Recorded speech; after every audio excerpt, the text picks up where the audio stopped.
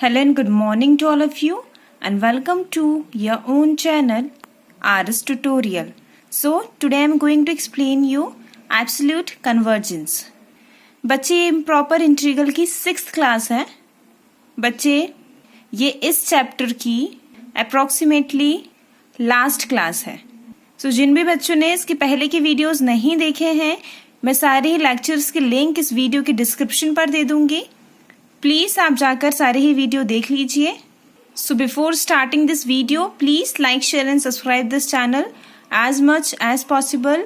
And now you can follow me on my Facebook and Instagram page, जिसका link इस video के description पे है. और अब आप इस वीडियो की PDF भी डाउनलोड कर सकते हैं, लिंक इस वीडियो के डिस्क्रिप्शन पे है. So let's start the lecture. बच्चे यहाँ पर हम दो प्रकार के एब्सोल्यूट कन्वर्जेंस देखेंगे. ठीक है, two types of the absolute convergence we will see. Okay, so let's start with the first one. Okay, so absolute convergence of integral of 0 to infinity fx dx. Sorry, a to infinity fx dx. Okay, so this is the standard format of the improper integral, as I told you in my first lecture of improper integral. Okay, so बच्चे अगर आपका question इस format में है कि आपको सिर्फ एक fx की वैल्यू दी गई है, सिर्फ एक ही फंक्शन दिया गया है, सो आपको कैसे सॉल्व करना है ये हम देखेंगे. एंड अगर टू फंक्शंस गिवन है, सो कैसे सॉल्व करना है ये भी हम देखेंगे. ओके, सो पेशेंसफुली पहले आप इसे देख लीजिए. If the integral a to infinity fx in a mod. Okay, यहाँ पर ध्यान दीजिए, यहाँ पर fx मॉड पे नहीं है, बट इन दिस यहाँ पर fx मॉड पे है. कन्वर्जेस, तो अगर ये जो दिया गया फंक्शन है उसका मॉड आपने निकाला है और उसके मॉड को आपने इंटीग्रेट किया है बच्चे, और ये अगर fx का मॉड निकालने के बाद उसका इंटीग्रेशन कन्वर्जेस प्रूफ होता है, देन द इंटीग्रल जो दिया गया फंक्शन है ये भी क्या होगा, कन्वर्जेंस होगा. Is said to be convergence absolutely.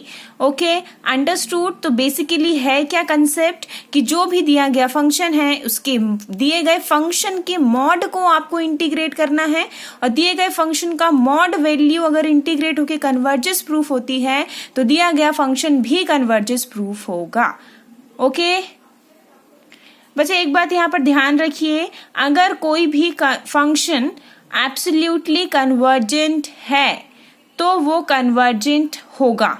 Okay, क्या कहा मैंने, अगर कोई भी फंक्शन एब्सोल्युटली कन्वर्जेंट है तो डेफिनेटली वो कन्वर्जेंट होगा. बट अगर कोई फंक्शन कन्वर्जेंट है सो ये जरूरी नहीं है, इट्स नॉट नेसेसरी कि वो एब्सोल्यूट कन्वर्जेंट भी हो. ओके, ठीक है, अगर कन्वर्जेंट है तो जरूरी नहीं है कि एब्सोल्यूट कन्वर्जेंट हो, पर अगर एब्सोल्यूट कन्वर्जेंट है तो ये कन्वर्जेंट तो होगा ही. ओके, सो कन्वर्जेंस जैसे हम प्रूफ करते आए हैं कंपैरिजन टेस्ट से, उससे भी आप कर सकते हैं, बट आपको एब्सोल्यूट कन्वर्जेंट निकालने के लिए उसके मॉड को पहले कन्वर्जेंस प्रूफ करना पड़ेगा. Okay, now let's see the next one.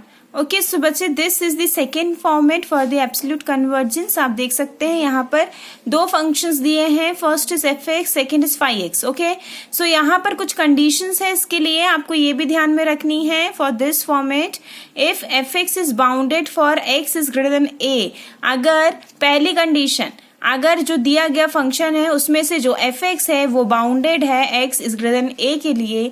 Second condition, integrable in any finite interval a b, किसी भी ए बी इंटरवल पर क्या होगा, ये इंटीग्रेबल होगा, where b is greater than a. Okay, and third condition is जो भी हमारा phi-x है उसका मॉड कन्वर्जेंस प्रूफ हो जाए. ठीक है, सो तीन कंडीशन है, अगर fx बाउंडेड है, सेकंड कंडीशन है इनफाइनाइट इंटीग्रल पर इंटीग्रेबल है, एंड थर्ड कंडीशन है कि phi-x का मॉड निकालने पर वो कन्वर्जेंस प्रूफ हो जाता है. तो ये पूरा दिया गया फंक्शन कन्वर्जेंट होगा एब्सोल्युटली. ओके, सो ये दोनों के लिए कंडीशंस थी as I told you. Okay, so दोनों के लिए ही आपको कंडीशंस याद रखनी है. चलिए अब हम वन बाय वन इसके एग्जाम्पल सॉल्व करते हैं. सो बच्चे this is the question for the first type. ठीक है, जिसमें आपको सिर्फ एक फंक्शन दिया गया है fx. Okay, so show this function is absolutely convergent, this AC is, it means absolutely convergent. ठीक है, सो हमें ये प्रूफ करना है. सो हम फर्स्ट फॉर्मेट को फॉलो करेंगे. ओके, क्योंकि ये फर्स्ट फॉर्मेट का क्वेश्चन है, आपको एक ही एफ दिया गया है. ओके, तो हमें हमारा फॉर्मेट पे यही बताया गया था यहाँ पर कि हमें इसका मॉड निकालना है, इंटीग्रेट करना है. सो हम मॉड में लिखेंगे ये दोनों वैल्यूज. ओके, नाउ आप यहाँ पर देख सकते हैं, यहाँ पर एक्स आएगा. ओके, सो ये लिमिट चेंज करना मैंने आपको मेरे फर्स्ट लेक्चर पे बताया था. अगर जब भी लिमिट आपकी इन्फिनिटी तक जाती है, सो इस इन्फिनिटी को आप असाइन कर दीजिए एक्स. ठीक है, हमने क्या कर दिया है, इन्फिनिटी को असाइन कर दिया है एक्स. मतलब आप जहां पर भी इन्फिनिटी होगा वहां आप एक्स लिखेंगे. ठीक है, सो इसलिए मैंने यहाँ पर इन्फिनिटी को एक्स पे चेंज किया है. तो अब हमारी लिमिट हो गई है 1 to x. ओके, और x किसको रिप्रेजेंट कर रहा है, इन्फिनिटी को. Is that clear? Okay, now let's see here x to the power 4, क्योंकि x to the power 4 आपको एक फाइनाइट वैल्यू देगा. दैट्स वाई यहाँ पर हम क्या कर रहे हैं, इसको मॉड से बाहर निकाल लेंगे. बट क्योंकि ये आप जो भी वैल्यू रखेंगे वो वैल्यू देगा. बट ये क्या है, 1 to x के लिए या 1 to इन्फिनिटी के लिए हमारे साइन x की वैल्यू जो है फ्लैक्चुएट होती है. ठीक है, चेंज होती है. दैट्स वाई इसमें हमने मॉड लिया है और इसलिए हमने इसको मॉड से बाहर निकाल दिया है. ठीक है, नाउ यहाँ पर आप देख सकते हैं dx is as it is. Now let's move. अब यहाँ पर देखिए, हमारी जो साइन एक्स मॉड की वैल्यू होती है बच्चे, वो लेस एंड इक्वल देन 1 होती है. दैट्स वाई इसको हम नेग्लिजिबल मान सकते हैं. और ये वैल्यू जो है हमेशा, ये वाली वैल्यू जो है हमेशा छोटी ही होगी किससे, हमारी ये वाली वैल्यू से. ठीक है, सो ये वाला कंसेप्ट भी मैंने फर्स्ट क्लास में बताया था आपको, इम्प्रॉपर इंटीग्रल की जो बेसिक क्लास थी. ओके, नाउ ये हमने क्यों हटाया, समझ में आया ना. साइन एक्स क्यों यहाँ से रिमूव कर सकते हैं हम, क्योंकि साइन एक्स की वैल्यू मॉड में हमेशा एक से छोटी क्या होगी, लेस देन इक्वल देन होगी 1. ओके, और ये वाली वैल्यू का जब आप कंपैरिजन करेंगे तो ये वाली वैल्यू हमेशा बड़ी होगी. और साइन एक्स की वैल्यू क्योंकि फ्लक्चुएट होती है इसलिए हमेशा छोटी हो सकती है इस वैल्यू से. ठीक है, नाउ अब हम इसे क्या करेंगे, इंटीग्रेट करेंगे. And you know the formula of the integration. Okay, so integration of x to the power n is x to the power n plus 1 upon n plus 1. I have told you this formula so many times. Okay, so जिन भी बच्चों ने नहीं है याद, तो मैं यहाँ पर अगेन रीराइट कर रही हूँ. Okay, so this is the formula और यही फॉर्मूला यहाँ पर अप्लाई हुआ है. In the place of n 4 is given. यहाँ पर आपको 1 upon x to the power 4 को चेंज करना है x to the power -4 में, क्योंकि ये क्या है, हमारे फ्रैक्शन में दिया गया है बच्चे. जब ये ऊपर जाएगा सो this will change into inverse. Okay, x to the power -4 पे चेंज हो जाएगा.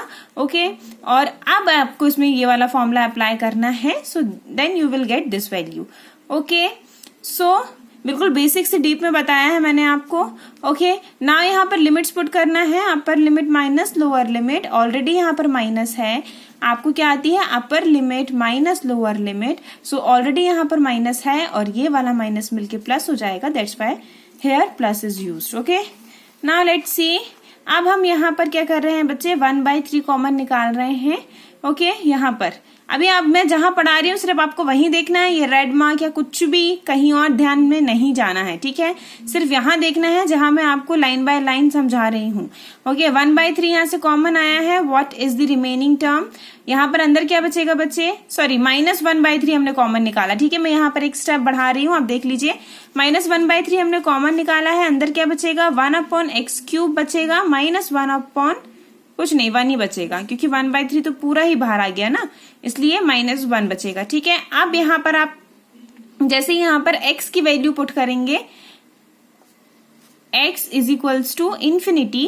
ओके, सो जैसे ही आप ये लिमिट पुट करेंगे x is equals to infinity, so this will be infinity और 1 अपॉन इन्फिनिटी होता है 0. दैट्स वाई यहाँ पर 0 आया है. Is that clear? Now let's move.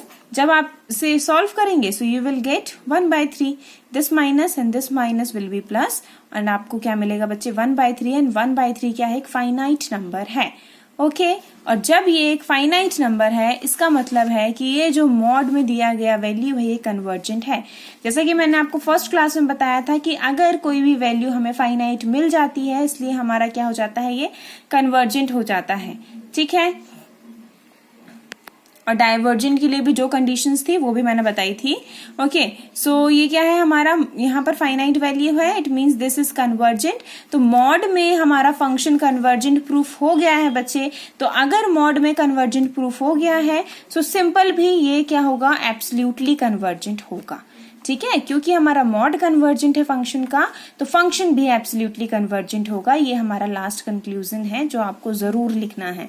ठीक है, now let's move to the another example for the second type. So बच्चे this is the second type of your question. Okay, so यहां पर देखिए 0 to infinity कन्वर्जेंस एब्सोल्युटली। ठीक है, अब ये आप फंक्शन ध्यान से देख सकते हैं। इस फंक्शन को हमने ब्रेक करेंगे हम एक fx और phi-x के फॉर्म पे। ओके, सो देखिए यहाँ पर आप आराम से देख सकते हैं ये यहाँ पर ब्रेक हो सकता है ये फंक्शन। और fx की वैल्यू हमने ली है cos mx एंड phi-x की वैल्यू ली है 1/a² plus x²। Okay, now let's move. ये हम fx और phi-x कैसे चूज करेंगे ये मैंने आपको बहुत बार पहले भी वीडियोस पे बताया है। सो आप वो वीडियोस जाकर देखिए। ठीक है, जहां पर हमने लास्ट ही क्लास में शायद हमने देखा था जिसमें fx और phi-x दो फंक्शंस थे, तो मैंने बताया था कि कैसे सिलेक्ट करना है fx और phi-x वाला फंक्शन। ओके, नाउ यहाँ पर जब हमारा cos mx है वो उसकी वैल्यू क्या है, cos की वैल्यू -1 से 1 के बीच में होती है।